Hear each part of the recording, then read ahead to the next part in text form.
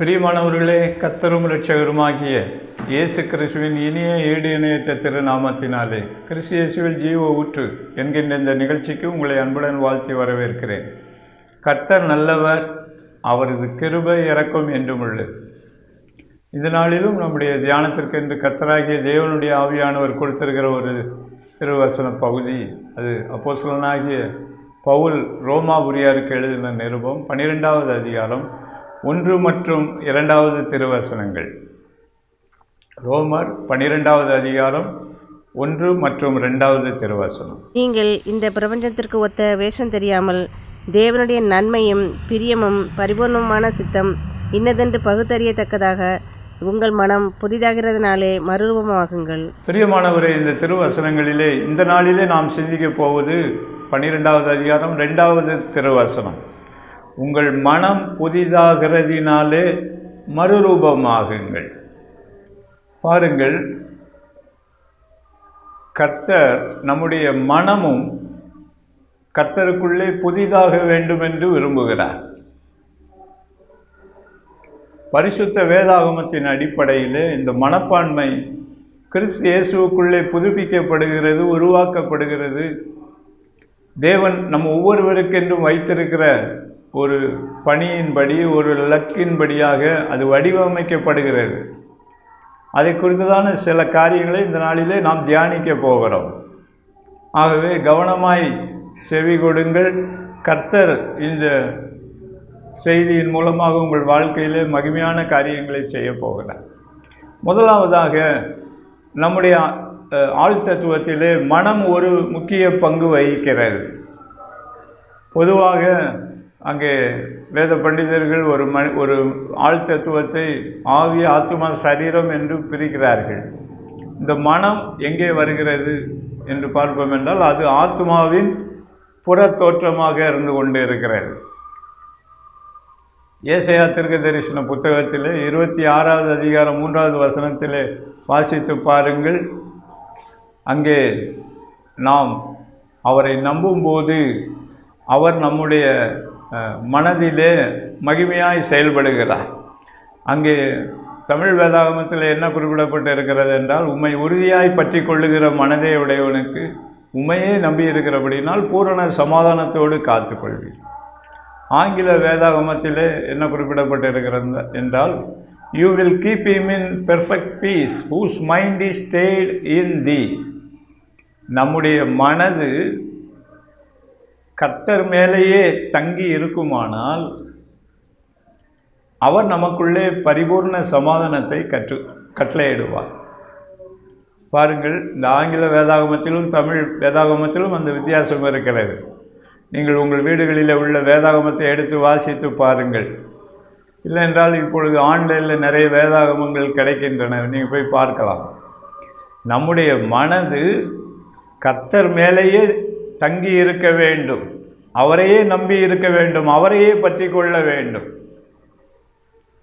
இந்த பற்றி கொள்ளுதல் என்றால் இதை குறிக்கிறது என்றால், ஆதாம் ஏவாள் ஆதாமை பற்றி கொண்டிருந்தபடியாக நாம் கர்த்தராகிய இயேசு கிறிஸ்துவை பற்றி கொள்ள வேண்டும். நம்முடைய மனது அவர் மேலே தங்கி இருக்க வேண்டும். அப்பொழுது நம்முடைய வாழ்க்கையிலே சமாதானம் பெருகும். காரணம், ஆண்டவராகிய இயேசு கிறிஸ்து சமாதான பிரபு, சமாதான காரணர், சமாதான கர்த்தர். அவர் நம் வாழ்க்கையை பொறுப்பெடுத்து கொள்ளும் பொழுது நம்முடைய எதிர்காலம் அவருக்குள்ளே பாதுகாப்பாக இருக்கிறது. அவர் சமாதானத்தை கட்டளையிடுகிறார். அவர் காற்றையும் கடலையும் அதட்டின கர்த்தர், கடலின் நடுவிலே பாதை கொடுத்த கர்த்தர் என்று உங்கள் வாழ்க்கையிலும் உங்களுக்கு முன் சென்று உங்களை சமாதான வழிகளிலே அவர் நடத்தி செல்லக்கூடியவராக, நம்மை நடத்தி செல்லுகிறவராக, ஜெயம் கொடுக்கிறவராக இருந்து கொண்டு இருக்கிறார். ஆகவே நம்முடைய மனம் மிகவும் அவசியமானது. இந்த மனம்தான் இந்த ரோமர் 12வது அதிகாரம் 1வது 2வது வசனங்களை வாசித்து பாருங்கள். உங்கள் மனம் புதிதாகிறதினாலே நீங்கள் மறுரூபமாகின்றீர்கள். அந்த மனம் புதுப்பிக்கப்படுகிறது. தேவனுடைய ராஜ்யத்தின் காரியங்களின்படி, தேவனுடைய வார்த்தையின்படி, தேவனுடைய திட்டத்தின்படி, தேவன் உங்களுக்குள்ளும் எனக்குள்ளும் எதிர்பார்க்கிற அவருடைய சாயல், அவருடைய ரூபத்தின்படி, அவருடைய தன்மைகளின்படி, அவருடைய குணாதிசயங்களின்படி புதுப்பிக்கப்படுகிறது. இது ஆவியானவருடைய கிரியை. இதை கர்த்தரே முழு வேதாகமத்திலும் அமைத்து வைத்திருக்கிறார். நீதிமொழிகளின் புஸ்தகத்திலே வாசித்து பாருங்கள். துர்ச்சிந்தனை உள்ள மனிதனை அவர் ஆக்கினைக்கு உட்படுத்துவார். ஒரு மனிதனுடைய நினைவுகள் எப்படி இருக்கிறதோ அப்படியே அவனும் இருக்கிறான். நாம் உள்ளுக்குள்ளே தானே நம்ம நினைக்கிறோம், என்ன வேணாலும் நினைக்கலாம் அப்படின்னு நினச்சி இன்றைக்கி அதை ஒரு கண்ட்ரோல் இல்லாதபடிக்கு நாம் செய்து விடுகிறபடினால்தான் இன்று சிலருடைய வாழ்க்கையில் பலவீனங்கள் வருகிறது, நோய்கள் வருகிறது. கர்த்தர் எதிர்காலத்திலே நமக்கென்று வைத்திருக்கிற அந்த ஆசீர்வாதங்களை, சுதந்திர வீதங்களை பெற்றுக்கொள்வதிலே நாம் பின்னடைகிறோம். ஆண்டவர் இந்த நாளிலே நமக்குள்ளே அந்த பகுதியிலே நம்முடைய கண்களை திறக்க வேண்டும் என்று விரும்புகிறார். ஆமாம், பவுல் அப்போஸ்தலன் இன்னொரு இடத்துல ஜெபம் பண்ணுகிறார், உங்களுக்கு பிரகாசமான மனக்கண்களை ஆண்டவர் கொடுக்க வேண்டும் என்று சொல்லி ஜெபம் பண்ணுகிறேன் என்று குறிப்பிடுகிறார். ரோமர் 8வது அதிகாரத்தை குறித்து வைத்துக் கொள்ளுங்கள். நீங்கள் வீட்டில் இருக்கிறவர்கள் அதை எடுத்து வாசித்து தியானம் பண்ணுங்கள். ஆண்டவர் நமக்குள்ளே பரிசுத்த ஆவியானவரை கொடுக்கிறார். அந்த ஆவியானவர் நம்மை ஆவியின் சிந்தைக்குள்ளே நடத்துகிறார். ஆவியின் சிந்தை நமக்குள்ளே ஜீவனையும் சமாதானத்தையும் கொண்டு வருகிறது. மாம்ச சிந்தை, கார்னல் மைண்டட்னஸ், அது மரணத்தை கொண்டு வருகிறது. சில நேரங்களிலே நாமே விட்டு கொடுத்து விடுகிறோம். இதெல்லாம் நம்மளால் செய்ய முடியாது, ஆமாம் இதெல்லாம் நம்மளால் செய்ய முடியாது என்று சொல்லி நாமளே நம்ம என்ன பண்ணிடுறோம், முடங்கி விடுகிறோம். அப்படி அல்ல. நான் முதலாக ஊழியத்திற்கு அர்ப்பணித்த பொழுது 92ல் ஆமாம் எனக்கு பிரசங்கம் பண்ணுவது என்றால் ரொம்ப பயமாக இருந்தது. அந்த காலத்தில் நான் போய்கிட்டு இருந்த சபையில் யூத் செக்ரட்டரி ஒரு முறை என்னை கூப்பிட்டு, பிரதர் நீங்கள் யூத்துக்கு ஒரு செய்தி கொடுக்கணும் வாங்க அப்படின்னு கூப்பிட்டாரு. ஸ்தோத்திரம். நான் சரின்னு ஒத்துக்கொண்டேன். அந்த குறிப்பிட்ட நாள் வந்தபோது காலையில் எழும்பின பொழுது நான் இருந்த அறையில் என்னை சுற்றிலும் ஒரு இருள் இருந்தது. எனக்குள்ளே ஒரு பயம் ஏற்பட்டது. நான் ஜெபம் பண்ணேன், ஆண்டவரே என்னாலலாம் போக முடியாது, நீங்கள் வேறு யாரையாவது அனுப்புங்கன்னு சொல்லி படுத்துட்டேன் மறுபடியும். அப்போ ஆண்டவர் திடீர்னு பேசினாங்க என்கிட்ட, நல்ல கனி கொடுக்காத மரம் எதுவோ அது வெட்டுண்டு அக்னியில் போடப்படுகிறது. உடனே எழுப்பிட்டேன். சரி, ஆண்டவருடைய சத்தத்துக்கு கீழ்ப்படியணும் உடனே சொல்லி நான் போகிறேன், நீங்கள் பார்த்துக்கிடுங்க அப்படின்னு சொல்லி ஜெபம் பண்ணிட்டு புறப்பட்டு போய் ஒரு சின்ன செய்தி தான் கொடுத்தேன். ஆவியானவர் செயல்பட்டார். கர்த்தருக்கு ஸ்தோத்திரம்.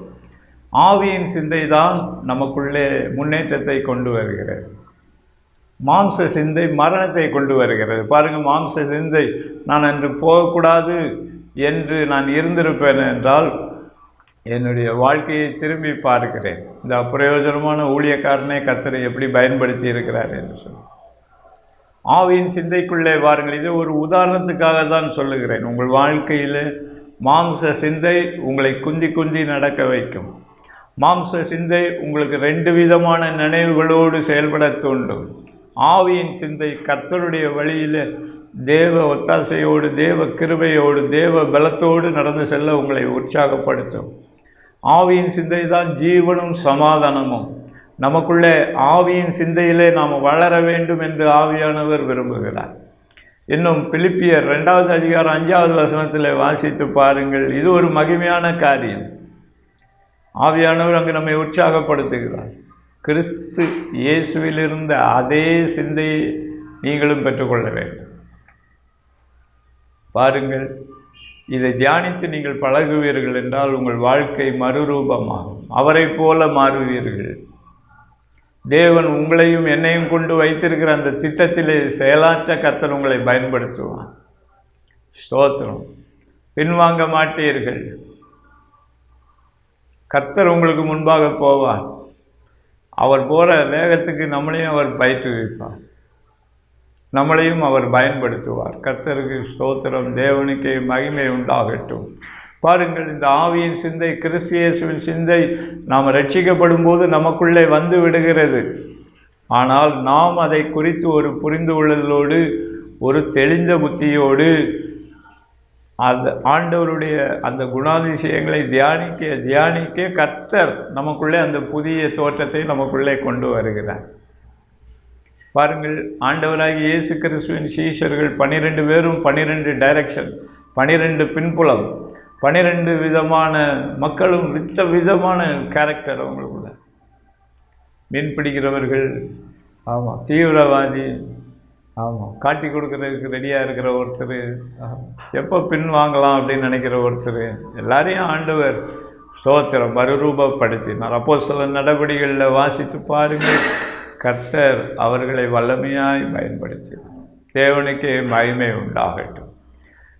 ஆகவே ஆவியானவர் இந்த நாளிலே திட்டமாய் உணர்த்துகிறார். ஆவியின் சிந்தைக்குள்ளே வாருங்கள். ரோமர் 12வது அதிகாரம் 1 வசனம் பாருங்கள். அதை கடந்த ஒரு சில மாதங்களுக்கு முன்பதாக தியானித்தோம். இன்னைக்கு 2வது வசனத்தை தியானித்து கொண்டு இருக்கிறோம். கர்த்தருடைய நன்மையும் பிரியமும் பரிபூர்ணமான சித்தம் என்ன என்பதை புரிந்து கொண்டு ஸ்தோத்திரம் ஜீவனுள்ள பலிகளாக உங்களை கர்த்தருக்கு முன்பதாக அர்ப்பணியுங்கள். இதே நீங்கள் செய்யக்கூடிய புத்தியுள்ள ஆராதனை. அதுக்கு அடுத்தபடியாக ஆவியானவர் அந்த ஆராதனையிலே நாம் இருக்கும்போது நம்மை வழி நடத்த விட்டு கொடுக்க வேண்டும், நம்மை வடிவமைக்க விட்டு கொடுக்க வேண்டும். அதில் இந்த மனம் முக்கியத்துவம் பெறுகிறது. ஸ்தோத்திரம். இந்த மனமும் அதில் உள்ள சிந்தனையும் அதில் உள்ள எண்ணங்களும் முக்கியத்துவம் பெறுகிறது. எண்ணங்களை குறித்த அடுத்த குறிப்பில் நாம் பார்க்க போகிறோம். அதுக்கு முன்பதாக இந்த சிந்தை எனக்குள்ளே உருவாக வேண்டும், வளர வேண்டும், தேவன் விரும்புகிற அளவுக்கு வளர வேண்டும் என்று விட்டு கொடுங்கள். ஸ்தோத்திரம். கர்த்தர் உங்களுக்கு கொடுத்திருக்கிற பொறுப்புகள், இதிலெல்லாம் கர்த்தர் உங்களை பிரகாசிக்க செய்வார். பொறுப்பு என்று சொல்லும் பொழுது சாதாரண ஒரு வாலிபன் என்றாலும் அவனுக்கும் சில பொறுப்புகள் இருக்கிறது. படிப்பு கடமை இருக்கிறது, வேலை கடமை இருக்கிறது, குடும்ப கடமை இருக்கிறது. திருமணமானவர்கள் என்றால் குடும்ப பொறுப்புகள் இருக்கிறது, சபையிலே பொறுப்புகள் இருக்கிறது, சமுதாயத்திலே பொறுப்புகள் இருக்கிறது, தேசத்திலே பொறுப்புகள் இருக்கிறது. இந்த பொறுப்புகளில் எல்லாவற்றிலும் கர்த்தர் உங்களை பயன்படுத்த வேண்டும் என்று விரும்புகிறார். உங்கள் மனதளவிலே நீங்கள் அதுக்கு தூரமாய் ஓடிக்கொண்டு இருக்கக்கூடாது. கிறிஸ்து இயேசுவோடு ஐக்கியத்தில் இருக்கிற நாம் அவருடைய வார்த்தைகள் நமக்குள்ளே கிரியை செய்ய விட்டு கொடுக்க வேண்டும். அந்த மனம் புதிதாக விட்டு கொடுக்க வேண்டும். அது தேவன் விரும்புகிற மறுரூபமாகுதலுக்குள்ளே வர விட்டு கொடுக்க வேண்டும். அது கர்த்தரே செய்வார். நீங்கள் அர்ப்பணியுங்கள், ஈடு பண்ணுங்கள், ஆண்டவர் பார்த்து கொள்வார். அடுத்தபடியாக ஏசாயா 5:21 நாம் பார்க்கிறோம். ஆண்டவர் அங்கே இஸ்ரவேல் மக்களை கடிந்து கொள்கிறார். தங்கள் பார்வைக்கு ஞானிகளாக இருக்கிறார்கள், தங்கள் எண்ணத்திலே புத்திமான்களாக இருக்கிறார்கள். இன்றைக்கி சில பேரை ரட்சிக்கப்பட்ட பிறகு சரி, இல்லை என்றால் பொதுவான உலக மக்களானாலும் சரி, பொறுப்புகளில் இருக்கிறவர்களானாலும் சரி, தங்கள் பார்வையில் ஞானியாக இருப்பார்கள். நாங்கள் யார் அப்படின்னு நினைப்பார்கள். தங்கள் எண்ணத்திற்கு தாங்கள் தான் புத்திமான் என்று சொல்லி நினைத்து கொள்வார்கள். ஆண்டவர் அந்த இடத்துல குறிப்பிடுகிறார், அவர்களுக்கு ஐயோ என்று குறிப்பிடுகிறார். நீங்கள் அதை வேதாகமத்தில் குறித்து வைத்துக் கொள்ளுங்கள், தியானம் பண்ணுங்கள்.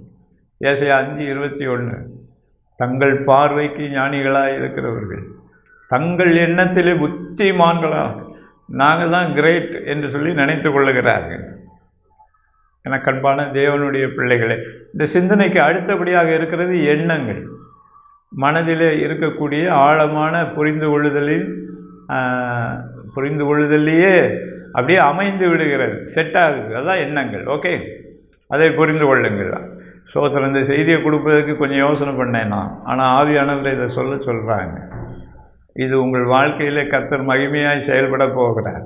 ஓகே, எண்ணங்கள் மிகவும் அவசியம்.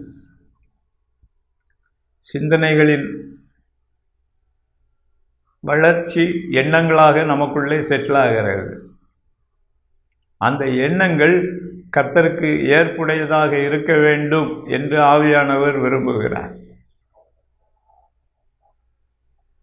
அந்த எண்ணங்கள் கர்த்தருடைய பார்வையிலே பிரீதியாக இருக்க வேண்டும் என்று சொல்லி கர்த்தர் விரும்புகிறார். இன்று நம்ம சபைகளிலே அருமையாய் ஜெபம் பண்ணுகிறோம். ஆமாம், எங்களுடைய வாயின் வார்த்தைகளும் எங்கள் இருதயத்தின் தியானங்களும் உமக்கு முன்பதாக பிரீதியாக இருக்கட்டும் என்று சொல்லி, பிரியமாக இருக்கட்டும் என்று சொல்லி ஜெபம் பண்ணுகிறோம். ஏற்புடையதாக இருக்கட்டும் என்று சொல்லி ஜெபம் பண்ணுகிறோம். அப்போது இந்த எண்ணங்கள் அதில் முக்கிய பங்கு வகிக்கிறது. உங்கள் எண்ணங்களிலே நீங்கள் சிறைப்பட்டு போகக்கூடிய வாய்ப்புகளும் இருக்கிறது. ஆவியானவர் என்னுடைய வாழ்க்கையில் எனக்கு கற்றுக் கொடுத்ததை வைத்து நான் சொல்லுகிறேன். உங்கள் எண்ணங்களிலே தவறான மனப்பான்மையின் உச்சங்கள் வருமானால் அது உங்களை பின்னுக்களுக்கும் தோல்விகளுக்குள்ளே நடத்தும் சிறையிருப்புகளுக்குள்ளும் கொண்டு செல்லும். பாருங்கள், ஆதாம் ஏவாள் காலத்தில் ஏவாள் அந்த பழத்தை பார்க்கிறாள். அது பார்வைக்கு ரொம்ப அருமையானதாகவும் இனிமையானதாகவும் காணப்படுகிறது. அது அவளுடைய எண்ணங்களுக்குள்ளே போய் அவளை சிறைப்படுத்துகிறது. கர்த்தருடைய வார்த்தையை மீறும்படிக்கு செய்கிறது. பாருங்கள், இதே காரியம் வாழ்க்கையில் அனைத்து பகுதிகளிலும் வெளிப்படுவதற்கான வாய்ப்புகள் உள்ளன. என்று நாம் திரைப்பட காட்சிகளை பார்க்கிறோம், செல்ஃபோனில் நிறைய காட்சிகளை பார்க்கிறோம். அவைகள் நம்முடைய மனதை முதலாவதாக அட்ராக்ட் பண்ண முயற்சி பண்ணுகிறது. அதான் டாக்டர் பில்லிகிரகாம் அழகாக சொல்லுவாங்க, பறவை உங்கள் மேலே பறக்கிறத உங்களால் தடை பண்ண முடியாது, ஆனால் அது உங்கள் தலையில் கூடு கட்டுறதை உங்களால் தடை பண்ண முடியும் என்று சொல்லுவாங்க. அப்போ அந்த சிந்தனைகளை நீங்கள் ஆரம்ப கட்டத்திலேயே ஆவியானவருடைய ஒத்தாசையோடு கர்த்தருடைய இரத்தத்தினாலே சுத்திகரிக்க நீங்கள் பழக வேண்டும். ஆண்டவராகிய இயேசு கிறிஸ்து தாமே குறிப்பிட்டார், முழுகினவன் முற்றிலும் சுத்தமாக இருக்கிறான், ஞானஸ்நானம் பெற்றவன் முற்றிலும் சுத்தமாக இருக்கிறான், ஆனால் வெளியே போயிட்டு வருகிறதுனால கால்கள் அங்கே அழுக்காகின்றன. ஆகவே அன்றாட சுத்திகரிப்பு அவசியம். அந்த அன்றாட சுத்திகரிப்பு கால்கள் என்று குறிப்பிடப்பட்டிருந்தால் அது மனப்பான்மையின் கால்களையும் குறிக்கிறது. அது சுத்திகரிக்கப்பட வேண்டும் பிரியமானவர்களே. இல்லை என்றால் அந்த எண்ணங்கள் உங்களுக்குள்ளே வலுப்பெற அது கர்த்தரை விட்டு உங்களை வழி விலகி போக பண்ணும், பின்வாங்க செய்யும். நீங்கள் உங்கள் செயலுக்கு நீங்களே நியாயம் கற்பிக்கிறவர்களாக மாறி போய்விடுவீர்கள். பாருங்கள், நான் வேதாகமத்தில் ஒரு 4 பேரை குறிப்பிடுகிறேன். இந்த 4 பேரும் 4 விதமான தவறான மன உச்சங்களுக்குள்ளே சென்றவர்கள். முதலாவதாக லோத்து பார்க்கிறோம். லோத்து தன்னுடைய பார்வைக்கு எது சிறப்பாக இருந்ததோ அந்த இடத்திற்கு போனார். அங்கே அந்த பட்டணத்துக்கு வெளியே கூடாரம் போட்டார், திருப்பி அந்த பட்டணத்துக்குள்ளேயே போய்விட்டார். அவருக்கு முதல்ல ஒரு நியாயமான விருப்பம் இருந்தது. தன்னுடைய மந்தையின் பொருட்களை வியாபாரம் பண்ணுவதற்கு ஒரு இடம் இருந்தால் நல்லா இருக்கும். அதுவும் இல்லாமல் அங்கே நல்ல அந்த தூரத்திலிருந்து பார்ப்பதற்கு அது எகிப்தின் நைல் நதி ஓரத்தில் உள்ள நல்ல செழிப்பை போல இருந்தது, கர்த்தருடைய தோட்டத்தை போல இருந்தது. போயிட்டார். அங்கே போன பிறகுதான் தெரிஞ்சிச்சு அங்கே இருந்த மக்கள்லாம் சோதோம் கொமோரா மக்கள். அவர்களுடைய மனப்பான்மையின் உச்சம் தவறான மன உச்சம். அதே நேரம் சோதோம் குமராவுக்கு பக்கத்தில் போக விரும்பின அந்த நம்ம லோத்துவுமே அந்த விஷயத்திலே கொஞ்சம் சோதிக்கப்படக்கூடிய சூழ்நிலைக்குள்ளே போய்விட்டார். பாருங்கள், எபிரேய நிருபம் அவரை நீதிமான் என்று குறிப்பிடப்படுகிறது. ஆனால் அவருடைய சந்ததி பிற்காலத்திலே கரைப்பட்ட சந்ததியாக மாறி போய்விடுகிறது. ஆண்டவரே கோபப்படுகிறார். மோசே காலத்தில் சொல்லுகிறார், நீ அந்த மோவாப் அம்மோன் புத்திரர்களுடைய நன்மையை நீ தேடாதே அப்படிங்கிற. பாருங்கள், அப்போது லோத்து அவருடைய ஆரம்பத்தில் அவர் அந்த மனப்பான்மையின் உச்சத்திற்குள்ளே போனார், கர்த்தருக்கு காத்திருக்கவில்லை. பாருங்கள், ஆபிரகாம் கர்த்தரை ஃபாலோ பண்ணுறார். அவருக்கும் மந்தைகள் இருந்தது, அவருக்கும் அந்த வியாபாரத்திற்கு ஆட்கள் வர வேண்டியது இருந்தது, அவசியமாக இருந்தது. ஆனால் ஆபிரகாமுக்கு கர்த்தர் ஆட்களை அவர் இருந்த இடத்திற்கு அனுப்பி அவருடைய பொருட்கள் எல்லாம் அங்கே பரிமாற்றம் செய்யப்பட அனுக்கிரகம் செய்தார். ஆனால் லோத்து தன்னுடைய வாழ்நாள் காலத்தில் சம்பாதித்த எல்லா சொத்துக்களின் பெரும் பகுதியை அங்கே இழக்கக்கூடிய ஒரு சூழ்நிலைக்குள்ளே அவர் காணப்படும். அவருடைய ஆத்துமா பாதுகாக்கப்பட்டது. கர்த்தர் அந்த ஆபிரகாமின் ஜெபத்தை கேட்டு அங்கே லோத்துவையும் அவருடைய குடும்பத்தையும் காப்பாற்றினார். ஆனால் பாருங்கள், லோத்துவினுடைய மனைவி அவள் தன்னுடைய உயிரை இழந்தாள். அவருடைய சந்ததி பிற்காலத்தில் கரைப்பட்டு போனது. கரைப்பட்டு போனாலும் ஆண்டவர் அவர்களுக்கும் ஒரு சின்ன இரக்கத்தை காண்பித்தார் ரூத்துவின் மூலமாக. அந்த ரூத்துவினுடைய உண்மையான மனம் திரும்புதலை பார்த்து கர்த்தர் ஆசீர்வதித்தார். இன்று நம்முடைய வாழ்க்கையில் இந்த சோதம் குமரா மன உச்சம் இருக்கிறதா, இல்லை என்றால் லோத்துவை போன்று கர்த்தருக்கு காத்திருக்காமல் we are going by side, நம்ம பார்வையில் எது சிறப்பாக தெரியுதோ அதன்படி போகணுன்னு நினைக்கிறோமா? ஆவியானவர் இந்த நாளிலே நம்முடைய மனதை மாற்ற வேண்டும் என்று விரும்புகிறார். நம்முடைய மனதை புதிதாக்க வேண்டும் என்று விரும்புகிறார். நம்முடைய வாழ்க்கையிலே பரிசுத்தத்தின் பாதையிலே, சத்தியத்தின் பாதையிலே நடத்தி செல்ல வேண்டும் என்று அவர் விரும்புகிறார். அடுத்தபடியாக கர்த்தர் நமக்கு பொறுப்புகளை கொடுக்கிறார். இன்றைக்கி எல்லாருக்குமே ஒரு பொறுப்பு இருக்குது. குடும்பத் தலைவன், குடும்பத் தலைவி, ஆமாம், வேலை ஸ்தலத்தில் ஒவ்வொருவருக்கும் ஒரு பொறுப்பு. சில நேரம் அரசாங்க பொறுப்பு, அரசாங்க அதிகாரம், ஆளுகை ஆண்டவர் கொடுக்குறார். கர்த்தருக்கு ஸ்தோத்திரம். ஆண்டவரே கொடுக்குறார். கர்த்தருக்கு ஸ்தோத்திரம். பாருங்கள், சவுல் ராஜாவுக்கு ஆண்டவரே அந்த பொறுப்பை கொடுத்தார். ஆனால் ஒரு குறிப்பிட்ட கட்டத்தில் அவருடைய மனம் தவறான மன உச்சத்திற்குள்ளே சென்றது. ஆவியானவர் அந்த சவுல் ராஜாவோடு மூலம் அநேக முறை இடைப்படுகிறார். முதலாவதாக சாமுவேலின் மூலமாக இடைப்பட்டார். பின்பு தாவீது அரசன் மூலமாக இடைப்பட்டார். இது ரெண்டும் வேதத்தில் குறிப்பிடப்பட்டிருக்கிறது. இது எல்லாமே நிறைய தடவை ஆவியானவர் போராடி இருப்பார். காரணம், அந்த பொறுப்புகளில் இருக்கிறவர்களை கர்த்தர் நேசிக்கிறார். அவர்கள் தங்களுடைய தவறான மன உச்சங்களிலிருந்து விடுதலை பெற்று அவருடைய மனப்பான்மைகள் புதிதாக்கப்பட்டு, அவருடைய மனப்பான்மைகள் சீராக்கப்பட்டு, ஆவியின் சிந்தை கிறிஸ்து இயேசுவின் சிந்தைக்குள்ளே வந்து அவருடைய எண்ணங்கள் புதுப்பிக்கப்பட வேண்டும் என்று விரும்புகிறார். அந்த எண்ணங்கள் அங்கே தாறுமாறாய் போக போக அவர்களையும் அறியாமல் இருள் அவர்களை சூழ்ந்து கொள்ள ஆரம்பிக்கிறது. பாருங்கள், சவுல் ராஜா தேவனுக்கு பிரியமானவர். கர்த்தர் அவர் மூலமாக பெரிய காரியங்களை செய்தார். வேதம் குறிப்பிடுகிறது. அவர் ராஜாவாக மாறினதே ஒரு பெரிய காரியம். ரெண்டாவது, அவர் பொறுப்பேற்ற பிறகு பெலிசியர்களை, அம்மோனியர்களை, பாருங்கள், அம்மோனியர்கள் என்றால் லோத்துவின் சந்ததி. கர்த்தர் அவர்கள் மூலமாக ஜெயிக்கிறார். அம்மோனியர்களை துரத்துகிறார்கள், பெலிசியர்களை ஜெயிக்கிறார்கள். இஸ்ரவேலை நெருக்கி கொண்டிருந்த இந்த 2 போராட்டங்களிலே கர்த்தர் பெரிய காரியத்தை செய்கிறார். ஸ்தோத்திரம். சில நேரங்களில் சவுல் ராஜா மேலே எனக்கு ஒரு நல்ல ஒரு மரியாதை இருக்கிறது இப்போ. ஏன்னா தேவனால் அபிஷேகம் பண்ணப்பட்டவர். அவர் தாவீதை ஆசீர்வதிக்கும் போது கர்த்தர் அவரை பெரிய காரியங்களை செய்யும்படிக்கு ஆசீர்வதித்திருந்தார். அதே ஆசீர்வாதத்தை தாவீதுக்கும் கொடுக்கிறார்.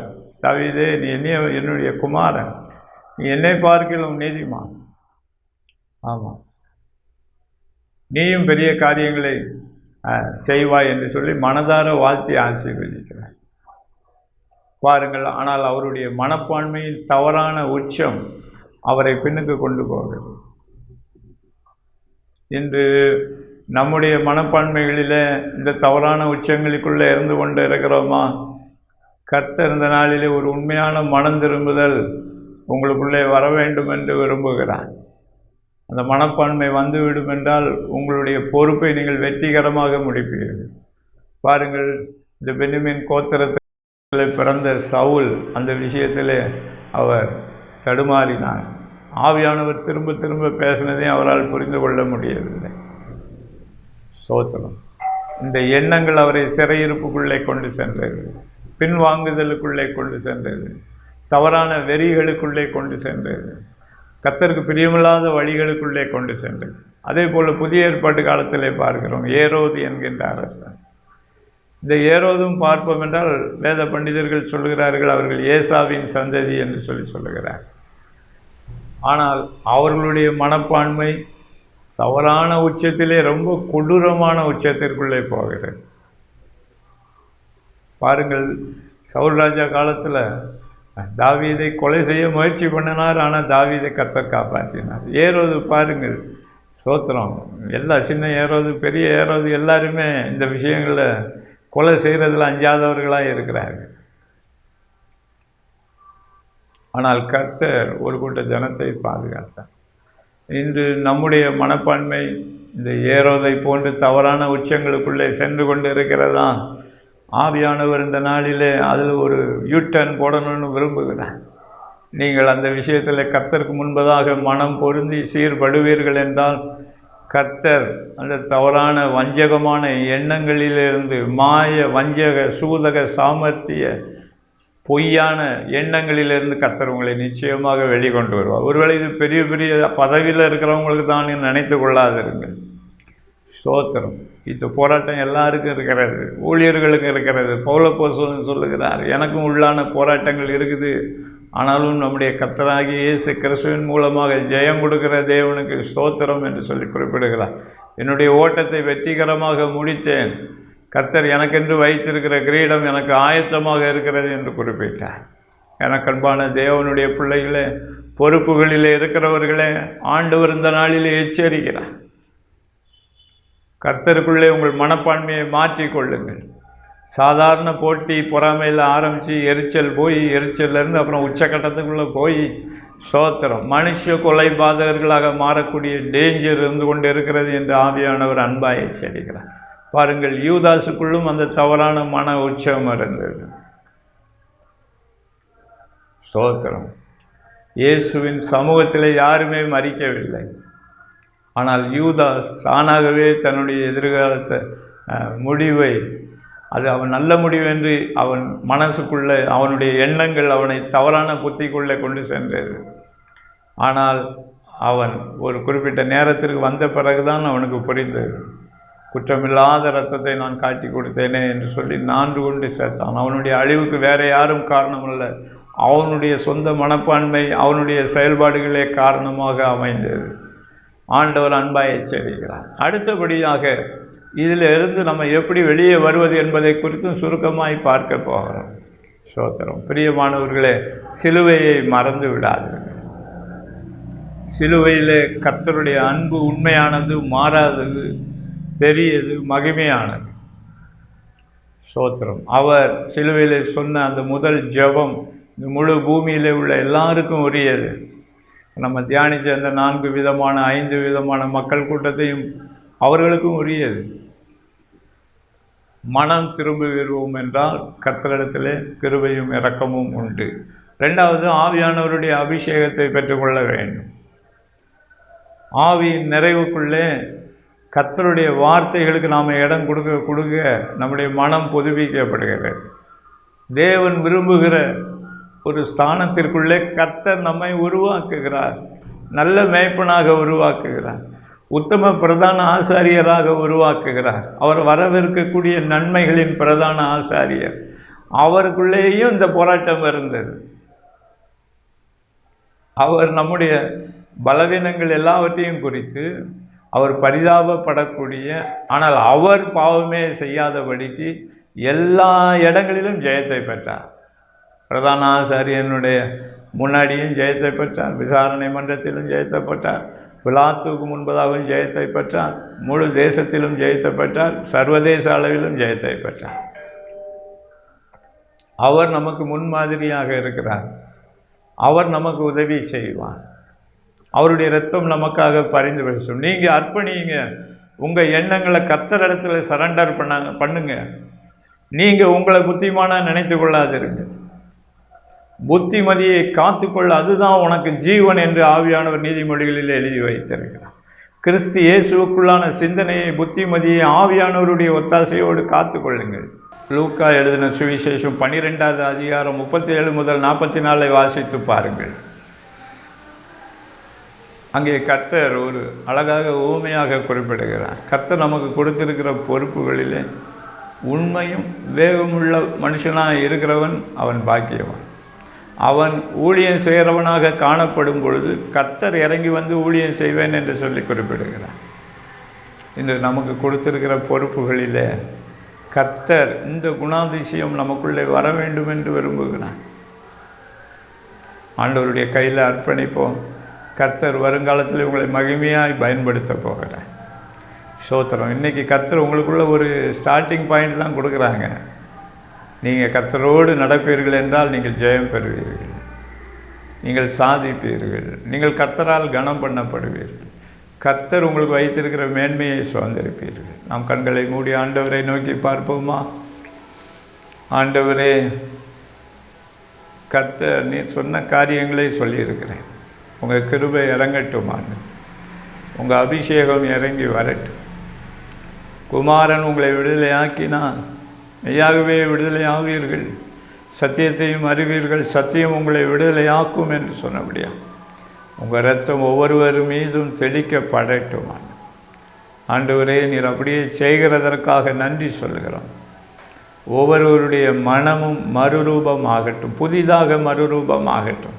பழைய நினைவுகள் அல்ல ஆண்டவரே, பழைய எண்ணங்கள் ஆண்டவரே இல்லை ஆண்டவரே, புதிய எண்ணங்கள் இன்று முதல் அவர்களுக்குள்ளே ஊன்ற கட்டப்படட்டும்.